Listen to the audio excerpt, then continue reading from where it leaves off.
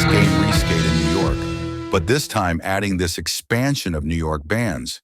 It is an expansion that allows you to introduce a fifth player to the game, a player who also faces the heroes, or the anti-heroes, in this case the rest of the players, because he is the one who is going to control the city of New York in a one-on-one game mode. We are going to see what this expansion adds and, above all, how to play with it. Let's start by seeing what changes in the preparation of the game. We are going to have 2 of these 4 cubes that are used in normal preparation to fill an area of mission. I don't remember very well what the other cardboard said, but the fact is that we do not need 2 of these cubes. It comes to us with 2 that are going to be used here in the bonus points indicator in this bonus track for New York inmates and in what is called the booster. This is placed initially according to the number of players, 1, 2, 3, or 4. Right now I am simulating a game of 1 player against 2 players, so I have placed it here.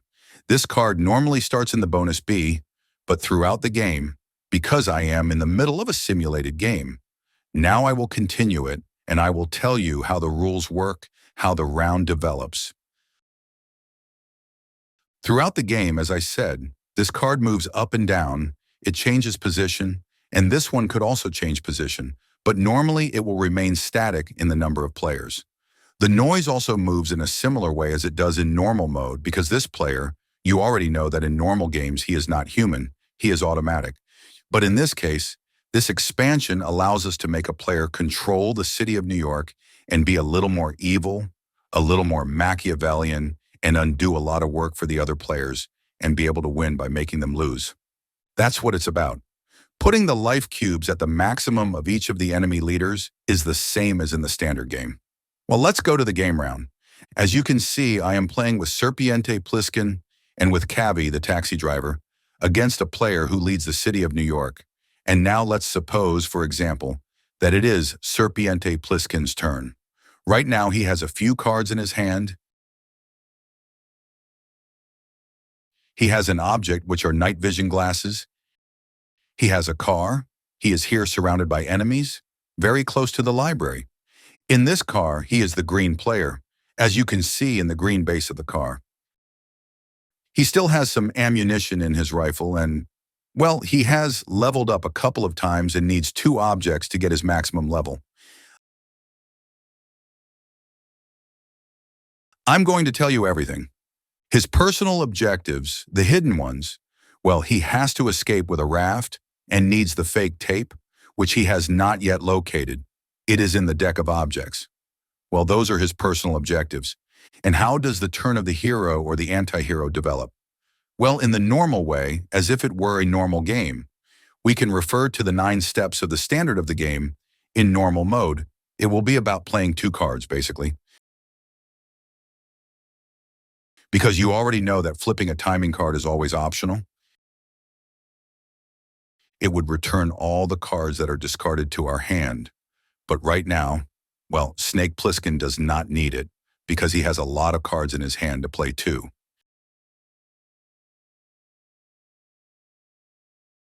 And he needs objects. Yes, he needs to get objects. Right now, there is no nearby area where there are objects. Yes, he is surrounded by enemies. He should move from there. Let's see what Snake does. Well, Snake plays 2 cards, and you already know that after playing the cards, you have to reveal them one by one. You even have the option of not revealing any and using the special ability of your card. But in this case, we are interested in revealing this card, which is a card of hit and run, which will introduce 2 of noise at the end of our turn, and, well, it generates 2 points of damage, with which these 2 inmates die, and then we can move a box to Snake, even taking someone with us. In fact, we could already do it because we had the car. But hey, this card also gives us that ability temporarily. And then we reveal an adjacent box. Well, we are going to move it to the library because Snake is interested in getting objects to level up, for example. And in the library, if you finish your turn there, you will be able to acquire objects. Well, this has been hit and run, and the other card is to take a break, rest for a while, which does not introduce much noise, and allows us to return to our hand 2 discarded action cards. And we can also choose them. So we steal, I don't know, for example, Christmas Break, which is a very powerful card of damage, and this one that is used to move. Well, they return to our hand. And since we are going by car, you already know that I would have the option of moving again, but we do not want to move because we want to use the ability of the building. So we will discard the 2 cards that will add 3 noise. They are discarded here, and as in a normal game, we add 3 noise to the city of New York. Since there are no enemies within reach, we do not suffer any damage, and now we could level up, but we do not meet the requirements. We do not have the necessary objects. Finally, we activate a building in the box, if there is any. And if there is any, in the library we can steal an object card, and that is exactly what we are going to do. Okay, well, we steal an object card and just the false ribbon, which is what we need to win the game alone. So we keep it a secret without anyone knowing that we would only need to find a raft. We could escape from New York and win the game. Well, Snake Plissken is on the right track to achieve his goals. Now it would be up to the city of New York, and this is controlled by the 5th player. Let's go with him. Well, look, this is where it comes in, where the position of the booster marker cube becomes important, because the noise is not below or has exceeded the position of the booster. So the player who leads the city of New York cannot play. He looks at the others with a face of boredom. This is a situation in which nothing happens, and it is up to the next hero. And this is something that is a new mechanic that introduces this expansion, and it must be taken into account. This noise cube always has to be at least below the booster or further to the right. Otherwise, the player looks at the others and frowns. And this, which in principle seems like a disadvantage, does not have to be the case at all, because it is possible that this second cube, this second booster marker for the inmates, instead of being placed here in a number, there would be the possibility that this would be placed in any of these bonuses. That is, that the inmates were more difficult to kill, or that they did more damage, or that they move faster. And if that were the case, by not carrying out the phase of New York, by not carrying out his turn, the 5th player, this cube is kept here, and that bonus is kept during the turn of the next player. That is, even if this player does not carry out his turn, he can continue to be problematic, that he does not play, because this bonus can remain active. Let's go with the turn of Cabbie, the taxi driver. Well, the taxi driver is in his taxi, here in the middle of Central Park. This is the taxi card. These are the cards that he has discarded. He also has an object. It is a grenade launcher that serves to deceive enemies. But what I want to show you are the objectives that he has. Well, it turns out that the taxi driver wants to escape with a helicopter. That is why he is revealing the ethos of Central Park, logically. And he needs the fake tape, and he does not know that he has it. He has just gotten it, Snake. So I don't know to what extent the taxi driver is going to have a bad time trying that victory alone. Amayours has already leveled up 2 levels and would need to defeat 2 enemies and get an object that he already has. This grenade launcher is a fairly disposable object and would serve for this. But he has to kill 2 enemies first to raise that level, if that is what he intends to do. Actually, he would also have to be looking for that fake tape, I guess. Let's see what he does in his turn, because he has a lot of cards in his hand. Well, the taxi driver is going to play these 2 cards, and, as you already know, they are played one by one. I was wrong. This was not the one I wanted to play. I wanted to play this one first. This is the Molotov cocktail, one of the most famous scenes in the film, the taxi driver's presentation, let's say, in front of the Plissken snake. And this allows you to cause a point of damage to each enemy in a single box adjacent to the taxi driver. That is, he can kill these 3. We throw 1 out because it does not fit on the board, and the other 2 count for our goal of raising the level. I am using the wooden ones because I like these wooden chips more than the plastic ones that come with the expansions of the game. The other card. Okay, the other card is where I'm taking you. This allows us to move and reveal an empty adjacent box.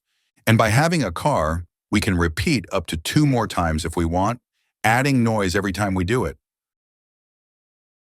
We want to move here, but we would have to destroy the car.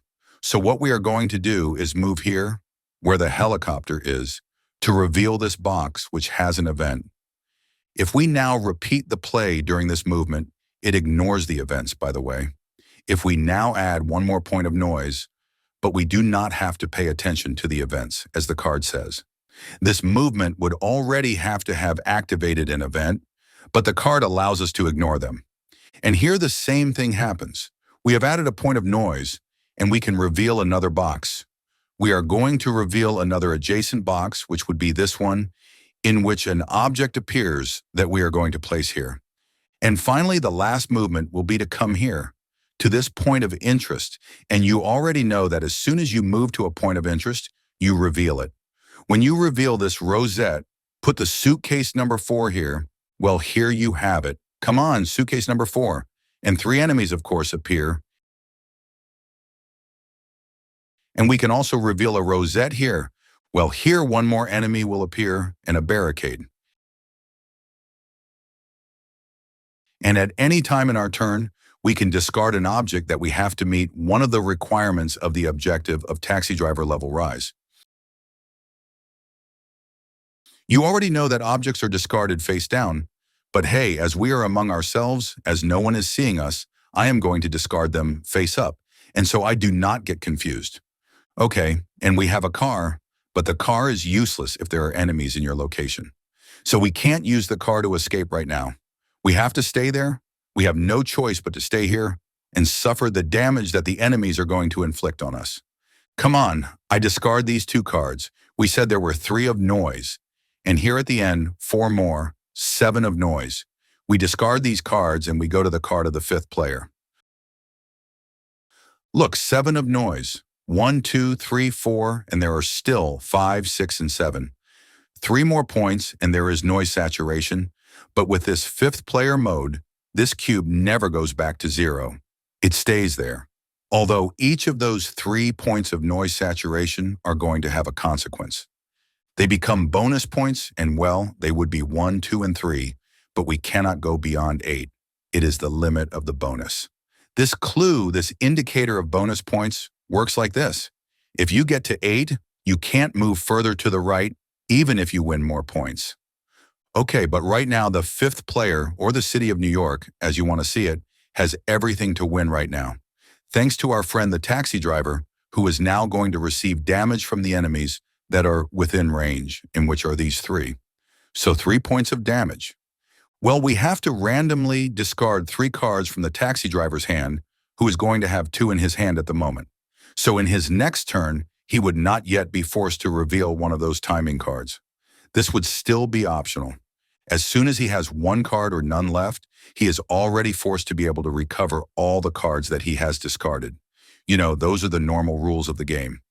One thing that I have not commented on before, because it could not be done, and because it is one of the rules of the game, in normal mode, in standard mode, is that the taxi driver has not collected this briefcase because there are enemies in his location, in his spot.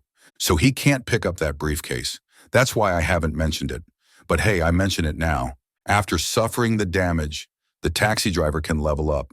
So we remove these enemies, this object, we remove this board, and we go to level 3, which allows us to change a personal objective, and he can already achieve a victory on his own. Well, reaching level 3, as you know, according to the standard rules, is a mandatory requirement to be able to achieve the victory on your own. Well, suppose that the taxi driver thinks that he is going to find something interesting in that briefcase and decides that he has to change one of his personal objectives. For example, this fake ribbon. So we are going to steal all the cards that are in the general supply for all the players, and we are going to take a look here. Well, here is the real ribbon, which could be in a briefcase, or the president's bracelet, which could also be in a briefcase. Well, to make it a little fun, we are going to stay with the bracelet as a personal objective, and these cards, without anyone knowing what we return, they return to the general supply. They are still the rules of the standard game. I'm not doing anything extraordinary. Okay, and we can't activate any buildings because there aren't any because the hero phase is over. We go back to the 5th player, And now the fifth player has everything in his favor to be able to start making life impossible for the heroes or anti-heroes, because he has 5 action cards in his hand, including one that he has recently acquired because Slag has appeared on the board. You can see it here in the ring, in this area near the World Trade Center. There is Slag, who is already active, and it is an area with a sewer, the ring, so he could move quickly to New York to chase the players, the rest of the players. The important thing is that the fifth player can play his cards in 2 ways. He can play them by the action that is described in the card, with or without a booster. Now I will talk about the booster, and to use the action of the card, he would have to pay what is indicated up here on the right in points of noise. Or he can discard the card. To discard a card, you always pay 1 point of noise and earn bonus points, 2 bonus points in general. In all these cards, from what I see, you would discard it without using the action, and you would increase this bonus card. It would raise 2 points, and this noise would lower 1. Right now, that obviously does not interest him. What interests him is to start using the cards for their actions, and the actions are more expensive. What happens? That in addition to the action of each card, he will be able to use this first card that he plays, and of course, he will be able to use it with a booster because the noise marker is below the booster or more to the right. Then both effects are applied. Well, now you just have to decide which is the card that can be more harmful for the heroes. But well, before playing the first card, I forget something important, and the truth is that the turn of the fifth player is very simple because it only has 2 points, point 10 and point 11. But what I have forgotten, and the first thing you always have to do when the fifth player plays his turn, not when the noise is below the booster, in that case, you don't have to do anything. But if this is here, the fifth player is going to play his turn, and the first thing to check is whether this bonus marker is in any of the bonus boxes. If this were the case, this marker would go to 0, let's say, or to B. It is the first thing to do in the turn of the fifth player. As this marker was in 8, it was not in any of these boxes, granting any bonus to the inmates. So you don't need to reset this, you don't need to take it to 0, it can stay there. And in fact, at any time in the player's turn that takes him to New York City, he can decide to place this in any of these bonuses, as long as that bonus is just below the position of the marker or to the left. In this case, as it is in 8, he can choose any of these. The important thing is that when he places this in any of these bonuses, he knows that this bonus will last until he plays his turn again. If this stays here, the bonus does not move. But as soon as this is below the potentiator or more to the right and he plays his turn, the first thing that is done is to reset it, which is what I had just forgotten, and it is point 10 of the New York phase. Well, in any case, I have partly forgotten because I did not have to do it, but it is important that you know that you have to do it. And now we go to point 11, in which we can play and or discard cards. And here we can play and or discard all the cards we want as long as we can pay them with noise. We can play some of them with a potentiator as long as we are in these 3 boxes here. And if we are here, we can continue playing cards, although those will no longer have the potentiator. And that will be independent of whether we place this somewhere or not. Well, come on, let's start doing evil actions. Now, yes, let's start with a curious card. Stop them, it will cost us 5 points of noise, and we will be able to apply the potentiator, because at the time of paying the noise, we are below or to the right of the potentiator. So paying 5, 3, 4, 5, we are at 10. We go to 5, we will be able to pay 3 points of bonus, which are these here, to move the potentiator card a space to the left. So look how powerful this action is. Paying noise and paying bonus points, 3, we can move this potentiator forever to the position that marks as if we were playing against a player instead of 2. And if later in other rounds we manage to move it a little more, we will almost always play our turn. It will be easier for the noise to reach 7 than for it to reach 8. And we have done that thanks to the fact that we can play this card with a potentiator. We can choose the order in which these actions are carried out. We could have done the standard action first and then the potentiator one. I have started here because it seems really powerful to me. And now we can add a barricade in any box and move up to 3 enemies. Well, we have to discard this card, obviously. We discard here. The truth is that I do not know if the fifth player's cards are discarded face down or face up. But the truth is that since everyone knows what you have just done, it does not make much sense to discard them face down. Add a barricade and move up to 3 enemies. Let's do it. Well, we are going to plant the barricade on Cabbie so that he cannot escape to the park. He has to escape here, which is his only way out unless he uses the taxi to break barricades. Of course, he could always break the car and keep going. But for now, you know that it will be difficult for you to move there. And now we can move up to 3 enemies. Of course, since we have a 5th human player, the enemies can move to where the 5th player decides. The rule of enemies in combat is that the 5th player can decide that he wants to move enemies out of an area in which there is a hero or an anti-hero. It is the only rule of the standard game that can be skipped. The rest of the rules of enemy movement have to be met, but he can move them in the direction he wants, towards the heroes, moving away from the heroes. He can do whatever he likes. So let's suppose that we focus on cornering the taxi driver and that Slack comes through this sewer towards here, towards the helicopter hatch. And this other one also comes with him. And there are already 2 movements. Why? Because the 5th player imagines that the taxi driver was thinking of escaping in the helicopter. He has been very interested in revealing Central Park's hatches, so it is suspected that this is one of his personal objectives. And also, in that corner, it is easy to cage him. He still has 1 more movement left. What he is going to do is give a little support to this enemy here. Here is a sewer, and you can come directly to this hatch. So the taxi driver is surrounded by this play. And we keep playing cards, of course. Well, I want to tell you that if before playing the previous card we had placed this here, which we could have done at any time, the movement of the inmates on the board would have been with a bonus of +1. In other words, I could have displaced them much further. I could even have made a movement to get to the position where Serpiente Plissken is. Let's suppose that I was not interested in what it was, because I am reserving that move so that they do more damage in an attack. Because now I have to decide.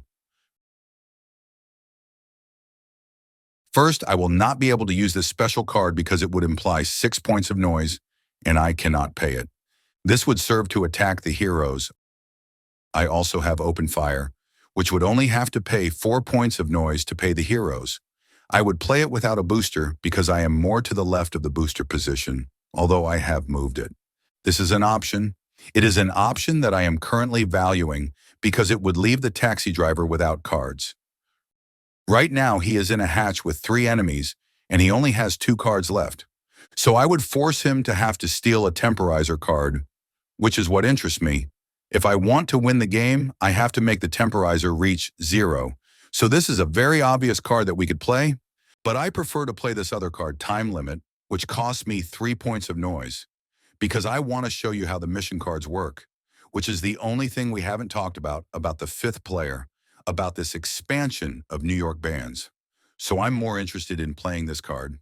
I'm going to play it without a power supply. The power supply would allow me to apply the effect below again. That is, play this card twice. I can't apply it, but hey, I'm going to pay 3 and play this card, which allows me to choose one of these 2 options. Or I steal 3 cards from the mission deck, which is this deck. It's not that there are many cards, it has 6. But hey, it's built and placed here on the right of the 5th player board. Well, I could steal 3 cards, show 1, and shuffle the rest in the mission deck. The point is that I already have 3 in sight, and this is the maximum you can have active of shown missions. So if now I steal 3 cards to put 1 more, I would have to discard one of those. I don't care. What interests me is the second part of the action, which is to activate all the mission cards in play. That is, if I had played it with the power supply, I could, for example, activate all the mission cards in play twice. That's what I'd be interested in. But hey, I play it without a power supply, and I'll only be able to activate these cards once. At first, this card of We Need Weapons serves to take an object card that is on the board in an area where there is an enemy. And right now, that doesn't happen. I haven't been very foresighted. If I had placed this movement bonus here before playing the first action I played, I could have reached this position here with any of my inmates. And now by playing that mission card, I could remove this cube, which has not happened. I tell you this more than anything to show you how stupid I can be and to explain to you how that mission card works. Because if you manage to place 3 object cards in this card, a timer tile is discarded. When the timer tiles are discarded by effect of the mission cards, the effect is not applied. They are simply discarded. There is less time left. But the negative or positive effect of those tiles is not applied. And the mission card, once the final effect is executed, is removed from the game. It goes to the box and all these chips are returned to the general submitter. It is already indicated here in the card. Then this one. You also have to apply this other mission, destroy the Gulfire. Basically, you have to add an inmate to the World Trade Center box. And as soon as there are 5 more, and at least 1 boss in play, we already have a boss in play because we have Slug, we could meet this condition. The Gulfire would be destroyed. The heroes or anti-heroes could no longer have that escape route. In addition, a timer tile would be discarded. And this card out of the game? Well, as you can see, I have already applied the effect twice. And here comes a 3rd inmate. We are almost completing that mission. And finally, the last card we have left is this one, that of the Unstoppable Armies. This card allows us to choose any tile of the reds, of the points of interest, and reveal it if it is not already revealed. Then place an enemy in it. And when there are at least 5 tiles of points of interest revealed, and at least 1 enemy in each of them, we would discard a timer tile, and this card would also be removed from the game. That is, now to apply this, we could do this on this tile already revealed, or we could reveal any tile that is not yet revealed.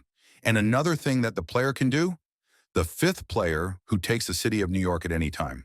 Another thing you can do at any time is to inspect these tiles in secret to know what is underneath. That can also be done at any time. Suppose I'm interested in revealing the Duke's camp. Well, I reveal the Duke's camp. I place the 3 enemies that are placed when the tile is revealed, and we also place 1 more enemy because the card says so. And what else can I tell you about the 5th player? Well, he does not recover the cards that are discarded until he has no cards left in his hand, and he only recovers them at the end of the New York phase. So right now, he could keep playing cards, or rather, he could keep discarding cards, but he doesn't have enough noise to discard all 3. He could only discard 2. I'm going to do it so you can see it. Let's say he discards this one, he pays 1 noise point, he gains 2 bonus points. And now, before he finishes his turn, before he stops playing cards, although he could discard 1 more, but it doesn't make much sense because the discard gives him bonus points. Because before finishing his turn, he decides that he wants the enemies to have reach +1. Instead of reach 0, now they will have reach 1, including slack. And this is how the turn of the 5th player ends. The one who takes the city of New York. And now he would play a hero again. In this case, he would play Snake Plissken, who will try to play so that the noise does not go up to number 7, so that the New York player does not do them any other job. And this, friends, is basically a 1997 rescue in New York with the expansion for 5th player of the Bands of New York, which is very easy, very simple to play. In fact, I think it simplifies the rules of the city of New York. And the question I have left is to what extent it can be fun for a 5th player to face 2, 3, or more players to try not to get out of this dystopian prison in which the city of New York has become in 1997. And now what we do is escape. Let's get out of here. Let's go.